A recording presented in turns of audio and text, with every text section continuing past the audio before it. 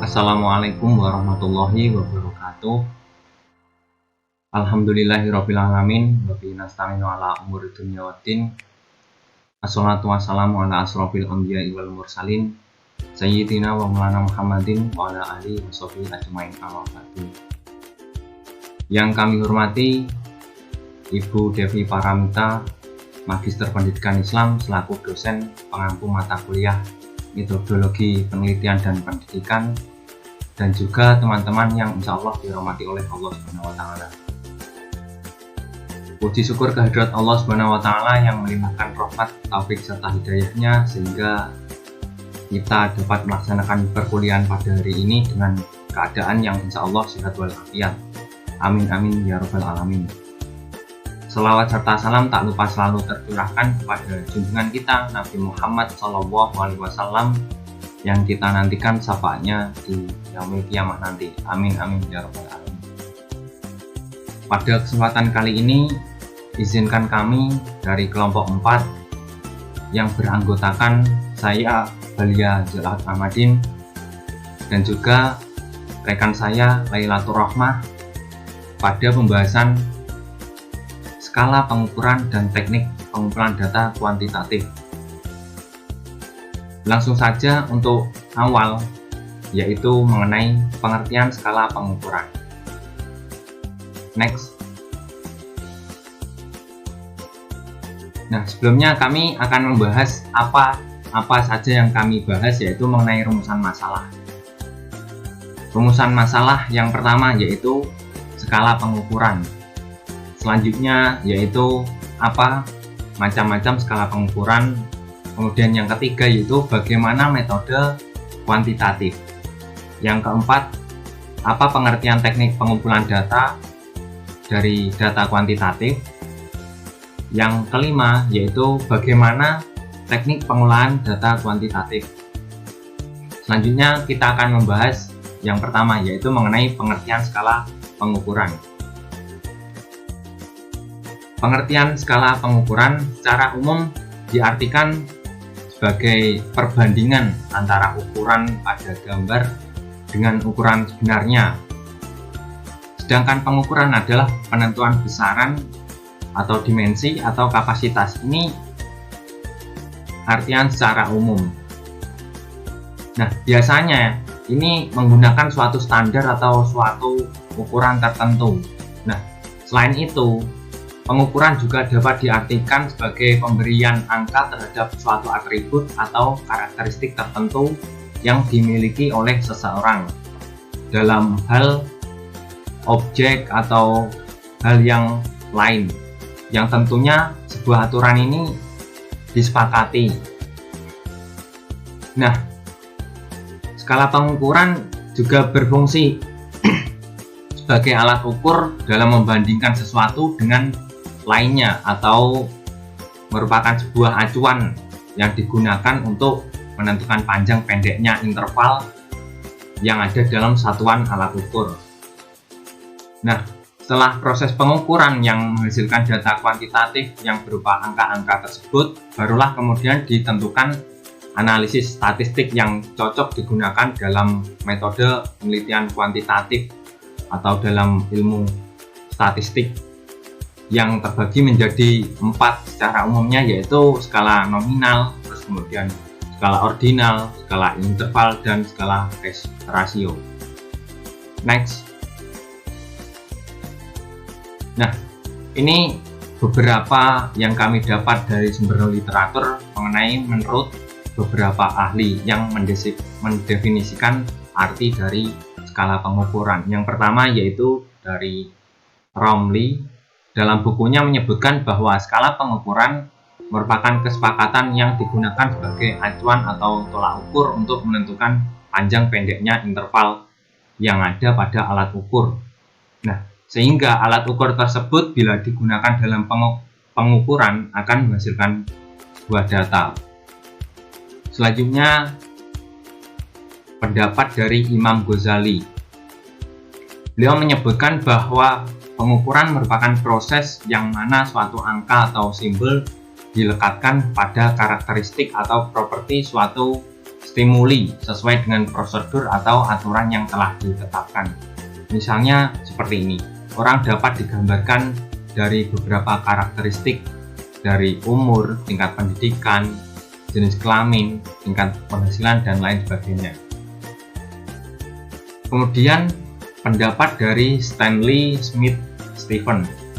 Dalam hasil penelitiannya, dia membuat klasifikasi skala pengukuran penelitian sosial yang dibagi menjadi 4 jenis, yaitu skala pengukuran nominal, skala ordinal, skala interval, dan skala rasio. Yang keempat jenis skala tersebut menjadi acuan dalam skala pengukuran hingga saat ini. Next. Nah, selanjutnya kita akan membahas macam-macam skala pengukuran. Skala yang pertama yaitu skala nominal. Sesuai yang sudah kita singgung pada sebelumnya, ada 4 skala.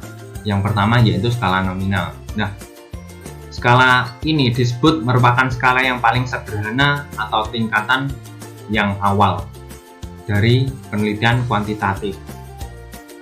Nah, nominal sendiri berasal dari kata bahasa Inggris, yaitu name, yang secara definitif dapat disebutkan bahwa pengukuran sesuatu menggunakan skala nominal yang dilakukan dengan cara mengkategorikan sesuatu objek sesuai dengan karakteristik yang dimilikinya. Nah, dalam hal ini tidak terdapat pemeringkatan, urutan, atau tingkatan dalam suatu variabelnya. Jadi, seluruh variabel ini dijelaskan secara merata, tidak ada tingkatan di antaranya. Artinya memiliki kedudukan yang setara. Nah, skala ordinal hanya digunakan untuk memberikan kategori tanpa memiliki nilai numerik, seperti angka sejati. Contohnya seperti pemberian label, lambang, atau sebuah nama yang gunanya untuk memudahkan dalam pengelompokan menurut kategorinya. Contoh-contohnya misalnya seperti jenis kelamin. Ada kelamin laki-laki dan kelamin perempuan, terus kemudian ada tingkatan dalam kedewasaan manusia yang dibagi dengan anak-anak, remaja, dan dewasa. Selain itu juga ada pengelompokan suku-suku yang dibagi suku Jawa, suku Banjar, Bugis, Dayak, dan lain sebagainya. Dan juga dapat dicontohkan dalam penggolongan darah, misalnya seperti golongan darah O, A, B, dan AB. Dan yang terakhir contohnya yaitu penggolongan berdasarkan agama. Nah, ini kan semua tingkatan ini setara, tidak ada yang diunggulkan salah satu atau salah beberapanya. Jadi memiliki kesetaraan yang sama. Kemudian selanjutnya mengenai ciri-ciri dan sifat-sifat yang terdapat pada skala nominal. Nah, ini terdapat 3, yaitu pembagian data atas kategori yang saling eksklusif. Kalau sudah masuk ke bagian tertentu tidak mungkin ada di bagian lain. Jadi setiap satu itu ya masuk pada rumahnya satu. Artinya bila orang itu suku Jawa, berarti orang itu tidak bisa masuk dalam kolom suku Dayak, misalnya seperti itu. Kemudian yang kedua yaitu data dikelompokkan secara bebas, tidak didasarkan pada logika. Nah, penentuan ini secara bebas, tidak ada batasan-batasan tertentu. Yang ketiga mengenai teknik analisis dan penyajian yang dapat digunakan untuk data nominal, antara lain yaitu seperti yang sudah kita pelajari bersama pada mata kuliah statistika pendidikan, misalnya seperti mean, median, modus, frekuensi, persentase, P-card, dan bar graph. Yang kedua yaitu skala ordinal. Nah, skala ordinal ini merupakan skala yang tertua sesudah skala nominal. Berbeda dengan skala nominal, pada ordinal ini didasarkan pada logika untuk membuat kategori-kategori. Nah, variabel yang diukur dikategorikan menurut pemikiran jalan yang lurus atau sesuai logika. Nah, variabel ini dikategorikan kan seperti pemikiran manusia yang logis atau seperti logika. Dalam skala ordinal, objek atau kategori disusun berdasarkan urutan tingkatan dari rendah ke tinggi ataupun sebaliknya. Contoh kecilnya seperti ini. Misalnya pada variabel huruf mutu pada perkuliahan mahasiswa. Nah, ini mahasiswa diberikan kategori A, B, C, dan E. Misalnya seperti itu. Secara logis, manusia diketahui bahwa mahasiswa yang masuk dalam kategori A atau yang mendapatkan nilai A tentunya lebih unggul daripada nilai yang lain, dan nilai B lebih tinggi dari nilai C dan E, begitupun seterusnya. Contohnya seperti itu. Nah, sifat-sifat yang mendasar pada skala ordinal ini antara lain yaitu data kategori adalah saling eksklusif. Terus kemudian data kategori ini berdasarkan pemikiran manusia yang logis atau seperti logika. Terus kemudian yang ketiga itu data kategori mempunyai karakteristik yang sesuai dengan kategori yang ada. Selanjutnya yaitu mengenai skala interval. Nah, skala interval ini merupakan skala pengukuran yang biasanya digunakan untuk menyatakan peringkat antar tingkatan. Dari tingkatan mulai jarak atau interval antar tingkatan. Gunanya untuk agar menjadi lebih jelas, hanya saja tidak memiliki nilai nol mutlak. Nah, skala interval ini dapat dikatakan berada di atas skala ordinal dan nominal yang sudah kami jelaskan di awal tadi. Mengenai besar interval atau jarak satu data dengan data yang lain memiliki bobot nilai yang sama. Nah, besar interval ini bisa saja ditambah maupun dikurang. Nah, skala ini memiliki nilai tambah selain seperti yang sudah dijelaskan di atas, yaitu mengenai perbedaan antar kategori satu dengan lainnya yang dibuat sama atau mempunyai jarak yang sama. Misalnya kalau objek terbagi menjadi 5 kategori, jarak pertama dengan jarak kedua persis sama dengan jarak antara kedua dan ketiga. Terus kemudian antar ketiga dengan keempat dan antar kelima dengan selanjutnya. Artinya memiliki suatu jarak yang sama. Contoh yang paling umum pada skala interval ini misalnya pada suhu atau skala temperatur yang menggunakan interval. Misalnya pada suhu temperatur 25 derajat sampai 30 derajat Celcius sama persis dengan 30 sampai 35 derajat Celcius. Nah, perlu diketahui bahwa temperatur 0 derajat Celcius merupakan temperatur dari satu titik mula temperatur tersebut dihitung. Nah, temperatur tersebut tetap ada meskipun menunjukkan 0. Seperti halnya pada waktu atau pada jam, yang waktu tersebut pada pukul 00.00 tetap memiliki makna. Cuman perhitungan waktu pada titik itu yang pada intinya skala interval ini memiliki jarak nilai antara satu dengan yang lain yaitu sama, yang tidak memiliki nilai nol mutlak. Nah, untuk karakteristik dari skala interval yang pertama yaitu data kategori saling eksklusif.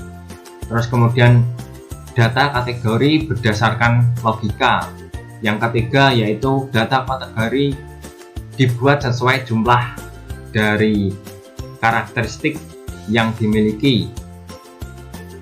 Terus kemudian yang keempat yaitu perbedaan antar kategori, yang satu dengan kategori selanjutnya memiliki rentang yang sama, memiliki jarak yang sama.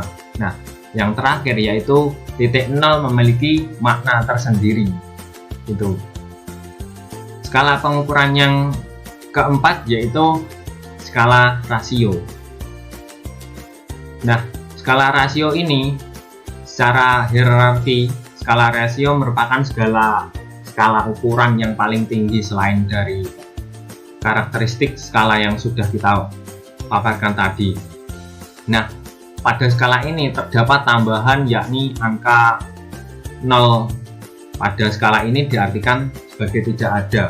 Nah, disebutkan pada literatur kami yang dijelaskan oleh Widi Endang Winarni dalam bukunya bahwa suatu benda mempunyai berat termasuk cahaya. Dengan tambahan karakteristik, maka berbagai pernyataan dapat dibuat secara relatif. Nah, bukan hanya jarak antar kedua kategori yang sama, yang memiliki sama besar, namun juga memiliki jumlah-jumlah yang proporsional dari kedua objek dengan karakteristik yang dengan ciri-ciri juga yang berbeda. Nah, skala pengukuran rasio ini merupakan skala yang ditujukan pada hasil pengukuran yang bisa dibedakan, terus kemudian juga bisa diurutkan, kemudian juga memiliki rentang tertentu dan juga dapat diperbandingkan. Nah, skala rasio ini merupakan tingkatan yang paling tinggi dan paling jelas dibanding skala yang lain. Jarak atau interval antar tingkatan sudah jelas dan memiliki nilai 0 yang mutlak. Nah, nilai 0 mutlak ini memiliki arti benar-benar menyatakan tidak ada. Selanjutnya mengenai contoh-contoh skala rasio, misalnya seperti ini. Contoh-contohnya misal tinggi badan Ahmad yaitu 190 cm, sedangkan tinggi badan Rizal yaitu 95 cm. Nah, pada situasi ini dapat dikatakan bahwa tinggi badan Rizal dengan Ahmad adalah 95. Jadi jarak pada situasi ini dapat dikatakan memiliki jarak 95. Nah, bisa juga dikatakan bahwa tinggi Ahmad yaitu 2 kali dari tinggi Rizal. Karena kan tinggi Rizal 95 cm dan tinggi Ahmad 190 cm.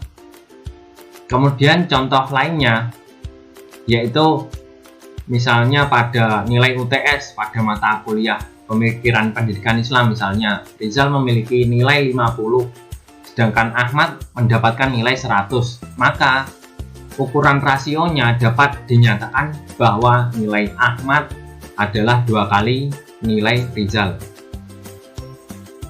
Rasionya seperti itu. Terus contoh lainnya misalnya perbedaan antara berat 45 kg dengan 50 kg sama dengan 80 kg dengan 90 kg, yang dalam skala interval kita dapat mengatakan bahwa 50 kita dapat menggambarkannya dalam 50 derajat Celcius adalah 2 kali dari suhu 25 derajat Celcius, yang intinya rasionya itu sama seperti contoh-contoh yang sebelumnya tadi. Nah, dari karakteristik skala rasio ini terdapat 4 yang kami dapatkan, yaitu yang pertama kategori adalah saling eksklusif.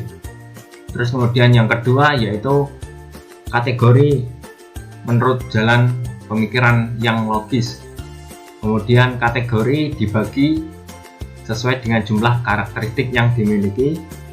Yang keempat yaitu perbedaan-perbedaan atau selisih yang sama karakteristiknya yang ditunjukkan dengan perbedaan antara dua angka yang berurutan. Nah, titik nolnya berarti tidak ada karakteristiknya. Next.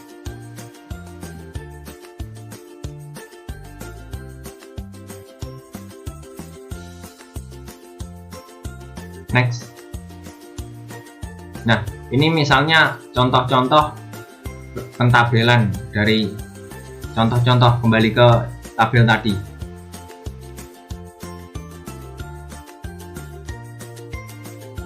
Nah, ini kan sudah dijelaskan dari scale ini, skalanya nominal, ordinal, interval, dan rasio. Untuk data-datanya seperti ini, dan untuk operasi hitungnya pada simbol-simbol ini. Terus ada district features-nya, terus ada central tendency. Ini merupakan skala pengukuran yang utama yang biasanya umumnya dipakai, yaitu ya nominal, ordinal, interval, dan rasio. Yang kemudian selanjutnya yaitu skala pengukuran yang lebih condong pada cara penerapannya yang kami dapat dari beberapa literatur, yaitu next, yaitu skala Likert. Nah, skala Likert ini digunakan untuk mengukur sikap, pendapat, atau persepsi seseorang atau sekelompok orang tentang fenomena sosial yang terjadi dalam penelitian. Nah, fenomena sosial ini telah ditetapkan secara spesifik oleh sang peneliti yang selanjutnya disebut dengan variabel penelitian. Nah, dalam hal ini skala Likert, maka variabel yang akan diukur dijabarkan menjadi indikator variabel, yang kemudian indikator tersebut dijadikan sebagai titik tolak untuk menyusun item-item dalam instrumen yang dapat merupakan pernyataan atau pertanyaan dari penelitian tersebut. Nah, jawaban setiap item instrumen yang menggunakan skala Likert ini mempunyai gradasi yang sangat positif, sampai sangat negatif. Artinya tidak menjudge pada dua jawaban, yaitu ya atau tidak. Ini berupa tingkatan, yaitu dari sangat setuju, selalu setuju, terus setuju, sering, ragu-ragu, kadang-kadang, tidak setuju, atau tidak pernah. Ini untuk analisis kuantitatif diberikan skor setiap kategorinya. Nah, teman-teman pastinya sering menemui pada misalnya link Google Form yang tampilannya seperti ini, sangat setuju, terus selalu, atau setuju, sering-sering, bahkan ragu-ragu. Biasanya dalam bentuk checklist atau pilihan ganda. Selanjutnya mengenai skala Goodman. Nah, skala pengukuran dengan tipe ini akan didapatkan jawaban yang tegas, yaitu ya, tidak, atau benar, ataupun salah. Jadi berbeda dengan skala sebelumnya tadi, skala Likert yang merupakan tingkatan-tingkatan dalam jawaban. Dalam skala Goodman ini sangat jelas disebutkan antara jawaban ya atau tidak. Data yang diperoleh dapat berupa data interval atau rasio dikotomi, yaitu dua alternatif. Jadi kalau pada skala Likert terdapat 3, 4, 5, sampai 7 interval dari kata sangat setuju sampai tidak setuju, maka dalam skala Goodman hanya ada dua interval, yaitu setuju atau tidak setuju. Nah, penelitian menggunakan skala Goodman ini dilakukan bila ingin mendapatkan jawaban yang tegas terhadap suatu permasalahan yang ditanyakan. Nah, ini bisa contohnya dalam bentuk sebuah pertanyaan yang jawabannya ya atau tidak, ataupun dengan bentuk checklist. Apabila setuju diberi skor 1, atau tidak setuju diberi skor 0, seperti itu contohnya. Kemudian selanjutnya mengenai skala diferensial atau semantik diferensial. Skala pengukuran ini berbentuk semantik diferensial yang dikembangkan oleh Osgood. Nah, skala ini juga digunakan untuk mengukur sikap yang hanya bentuknya tidak pilihan ganda maupun checklist, tetapi tersusun dalam satu garis kontinum yang jawabannya sangat positif terletak di bagian kanan bagian garis, yang kemudian sangat negatif itu di kebalikan arahnya ataupun sebaliknya. Nah, data yang diperoleh dari skala diferensial ini yaitu sebuah data interval yang biasanya skala ini digunakan untuk mengukur sikap atau karakteristik tertentu yang dipunyai oleh seseorang. Ini hampir mirip dengan skala yang pertama tadi, yaitu Likert, skala yang dalam bentuk-bentuk soal. Terus selanjutnya yaitu skala rating scale. Nah, dari ketiga skala pengukuran seperti yang sudah dikemukakan, data yang diperoleh semua adalah data kualitatif yang kemudian dikuantitatifkan. Nah, tetapi dengan rating scale, data yang mentah diperoleh berupa angka, kemudian ditafsirkan dalam penelitian, kemudian ditafsirkan dalam pengertian kualitatif. Nah, responden ini menjawab senang atau tidak senang, setuju atau tidak setuju, pernah atau tidak pernah, yang merupakan data kualitatif. Nah, dalam skala model rating scale ini, responden tidak menjawab salah satu dari jawaban kualitatif yang disediakan, tetapi menjawab salah satu jawaban dari penelitian kuantitatif yang sudah disediakan. Oleh karenanya, rating scale ini lebih fleksibel, tidak terbatas untuk pengukuran sikap atau perilaku saja, namun untuk mengukur persepsi responden terhadap fenomena yang lain seperti skala untuk mengukur status sosial ekonomi, kelembagaan, pengetahuan, kemampuan, dan proses kegiatan yang lainnya. Intinya dari skala Likert, terus kemudian skala Goodman, terus semantik diferensial, terus kemudian rating scale ini adalah skala yang lebih condong pada penggunaan bagaimana penyampaian pertanyaan yang digunakan dalam menginput data, mengumpulkan data dari skala pengukuran kuantitatif. Baik, terima kasih. Selanjutnya mengenai penggunaan metode dalam penelitian kuantitatif. Yang pertama yaitu bila masalah yang merupakan titik tolak penelitian sudah jelas, masalahnya adalah merupakan penyimpangan antara yang seharusnya yang terjadi antara aturan dengan pelaksanaan, antara teori dengan praktek, antara rencana dengan pelaksanaan. Yang dalam penyusun proposal penelitian ini, masalah harus ditunjukkan dengan data, baik dari data hasil penelitian sendiri maupun dokumentasi.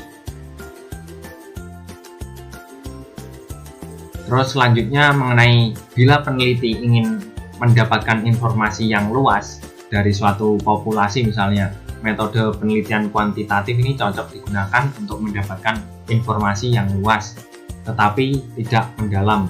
Bila populasi terlalu luas, maka penelitian juga dapat menggunakan sampel yang diambil dari populasi tersebut, misalnya dalam populasi tertentu, tidak dalam skala besar.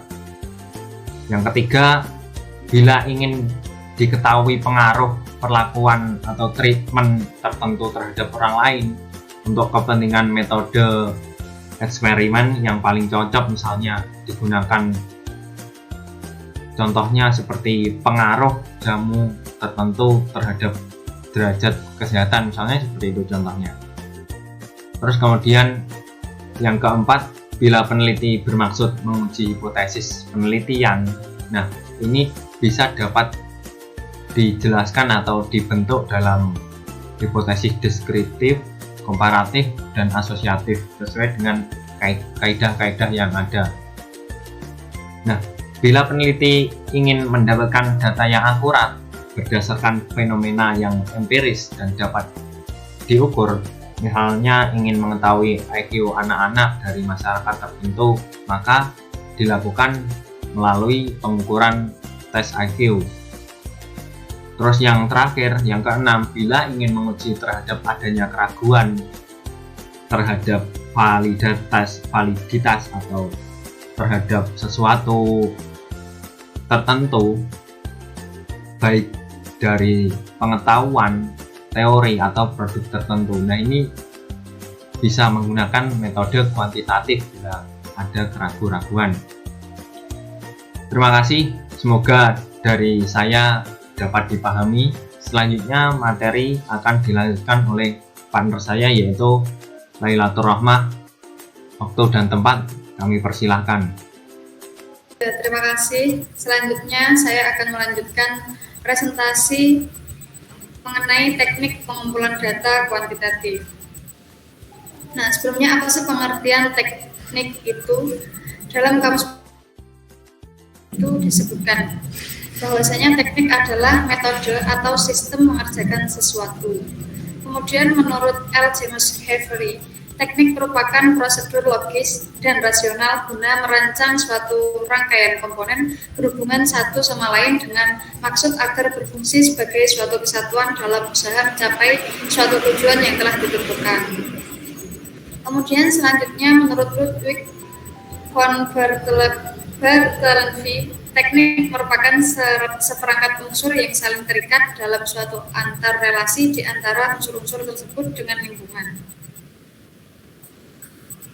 Nah, dalam pengumpulan data terdapat beberapa teknik atau cara-cara yang dapat digunakan oleh peneliti. Teknik menunjukkan suatu kata yang abstrak dan tidak diwujudkan dalam benda, tetapi hanya dapat dilihat penggunaannya melalui angket, wawancara, pengamatan, ujian atau tes, dokumentasi, dan lain-lain.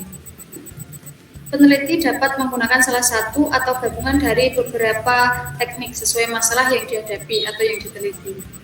Jadi bisa disimpulkan bahwa pengumpulan data ini adalah kegiatan peneliti dalam upaya mengumpulkan sejumlah data lapangan yang diperlukan untuk menjawab pertanyaan penelitian. Adapun teknik pengumpulan data di sini ada 4, yaitu yang pertama tes, yang kedua interview, yang ketiga observasi, dan yang terakhir yaitu dokumentasi.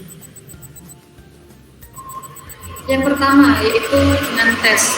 Tes merupakan salah satu rangkaian yang digunakan mengukur keterampilan, pengetahuan, sikap, intelijensi, kemampuan, atau bakat yang dimiliki oleh individu atau kelompok. Jadi dengan tes ini kita bisa mengetahui keterampilan, sikap, kemampuan, dan bakat dari setiap masing-masing individu atau tiap-tiap kelompok. Nah, adapun jenis-jenis tes yaitu tes yang biasa digunakan dalam penelitian pendidikan berupa tes kepribadian, tes bakat, tes intelijensi, tes minat, tes prestasi, dan tes sikap. Adapun tes dibagi menjadi 2, yaitu tes tertulis dan tes tidak tertulis. Tes tertulis ini dibagi lagi menjadi 2, yaitu tes subjektif dan tes objektif. Adapun tes subjektif yaitu tes yang tidak diberi alternatif opsi jawaban, dan tes objektif adalah tes yang mana diberikan alternatif jawaban. Kemudian tes tak tertulis merupakan tes yang dilakukan dengan wawancara atau tatap muka antara penanya dan juga responden. Nah, yang kedua yaitu dengan interview atau yang biasa disebut dengan wawancara, yaitu suatu proses interaksi dan komunikasi verbal dengan tujuan mendapatkan informasi penting yang diinginkan. Dalam bukunya Suher Simi Arikunto membagi wawancara ini menjadi 2 jenis, yaitu wawancara terstruktur dan juga wawancara tidak terstruktur. Yang pertama, wawancara terstruktur, yaitu wawancara yang disusun secara terperinci. Artinya pertanyaan dan juga alternatif jawabannya ini telah ditetapkan atau telah disediakan terlebih dahulu, sehingga jawabannya ini nantinya mudah untuk dikelompokkan dan juga dianalisis. Kemudian yang kedua yaitu wawancara tidak terstruktur. Wawancara tidak terstruktur artinya wawancara yang hanya memuat garis besar yang akan ditanyakan, bersifat informal, luas, disesuaikan dengan subjek dan juga suasana. Jadi pertanyaan dalam wawancara tidak tertulis ini lebih mengarah pada pandangan dan juga pendapat, sikap, keyakinan dari seorang responden tersebut. Nah, adapun instrumen yang biasa digunakan dalam interview atau wawancara yaitu angket, di mana angket merupakan alat yang digunakan untuk mengumpulkan data berupa daftar pertanyaan yang akan disampaikan kepada responden guna dijawab secara tertulis. Adapun macam-macam angket sebagai berikut, yaitu angket langsung, angket tidak langsung, angket tertutup, angket terbuka, dan angket campuran. Yang pertama yaitu angket langsung, artinya angket ini dikirim langsung pada orang yang dimintai pendapat. Kemudian angket tidak langsung yaitu angket yang dikirim pada seseorang yang nantinya seseorang ini dimintai pendapat tentang keadaan orang lain. Kemudian angket yang ketiga yaitu angket yang tertutup. Di sini peneliti menghendaki jawaban pendek atau biasanya hanya membubuhkan tanda pada suatu kolom. Biasanya dalam angket itu kan ada yang kita tinggal jawab, misalnya A, B, atau C kayak gitu. Kemudian yang keempat yaitu angket terbuka. Angket terbuka ini tidak disertai alternatif jawaban atau peneliti ini menghendaki respon berupa komentar atau pendapat dari seorang responden. Dan yang terakhir yaitu ada angket campuran.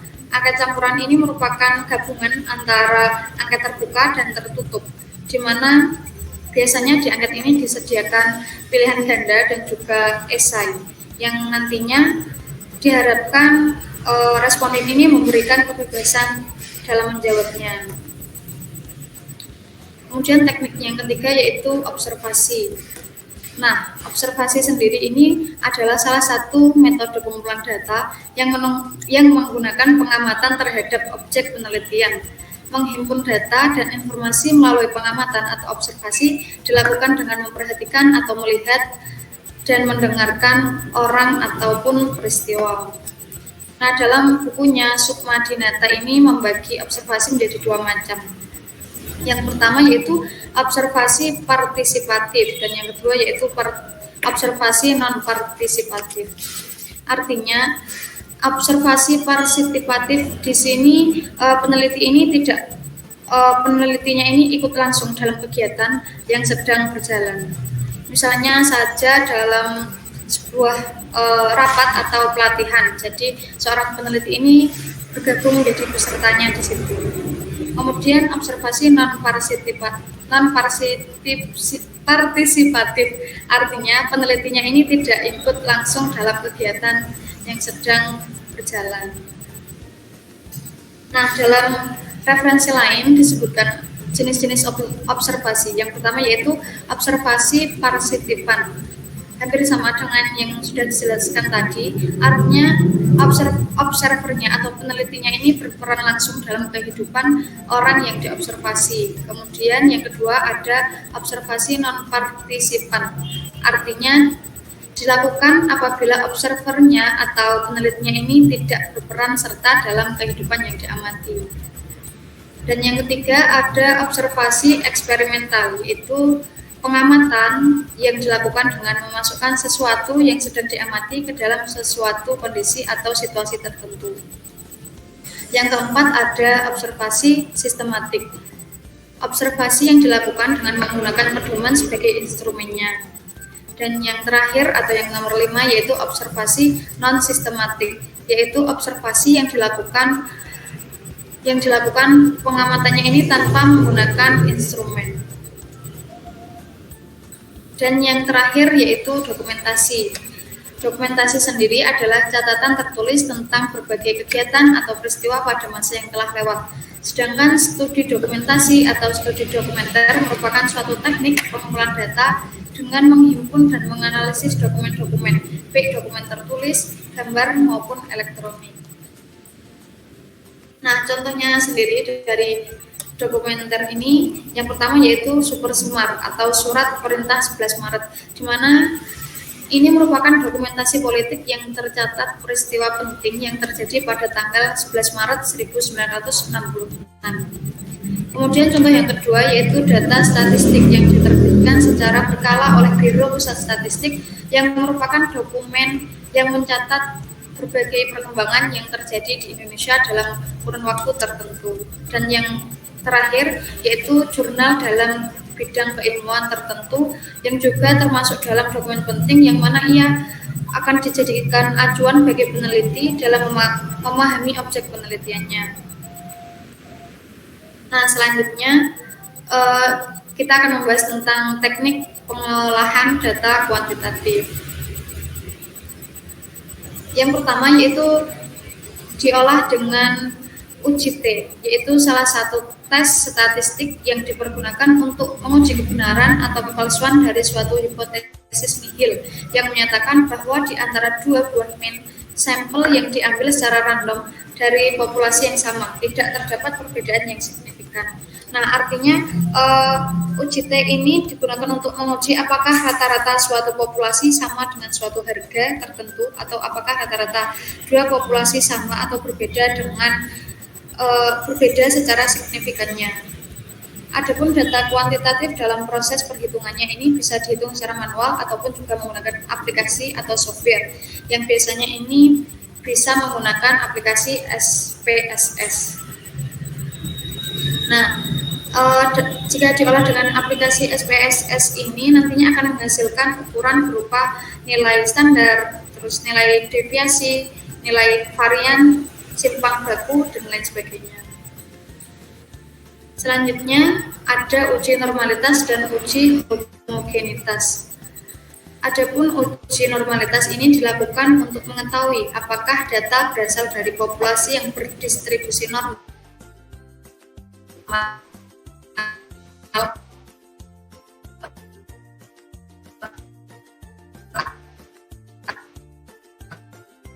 atau non-normal. Keduanya ini juga bisa diolah menggunakan aplikasi SPSS tadi. Selanjutnya ada Spearman rank, yang mana Spearman rank ini memiliki 3 karakteristik. Yang pertama yaitu data yang diuji merupakan data ordinal. Selanjutnya dapat melihat arah atau jenis hubungan, kekuatan serta signifikan dua variabel. Dan yang ketiga yaitu data tidak harus berdistribusi normal. Nah, ada pun rumus yang digunakan yaitu rho sama dengan 1 min 6 kali sigma B1 kuadrat per n dalam kurung n kuadrat min 1 dengan keterangan rho merupakan nilai korelasi Spearman rank dan B1 merupakan pengurangan ranking X1 dengan ranking X2 dan n merupakan jumlah sampel. Dan yang keempat yaitu ada regresi sederhana, di mana regresi sederhana ini digunakan untuk memprediksi dari suatu distribusi data yang terdiri dari satu variabel kriterium atau variabel Y dan satu variabel prediktor atau variabel X. Dan nilai-nilai pada data variabel X dan Y ini selalu berkaitan atau selalu berpasangan. Adapun rumusnya yaitu Y sama dengan A plus BX dengan keterangan bahwa Y merupakan variabel dependen atau variabel terikat dan X merupakan variabel independen atau variabel bebas. Dan A merupakan regresi sederhana dan B merupakan koefisien regresi. Nah, yang terakhir ada ANOVA atau one way ANOVA atau yang biasanya disebut juga sebagai analisis varians. ANOVA sendiri digunakan untuk menguji apakah terdapat perbedaan rata-rata yang signifikan antara lebih dari 2 sampel di mana varians populasi tersebut adalah sama. Nah, sekian penjelasan dari saya. Kurang lebihnya saya mohon maaf. Saya kembalikan kepada moderator.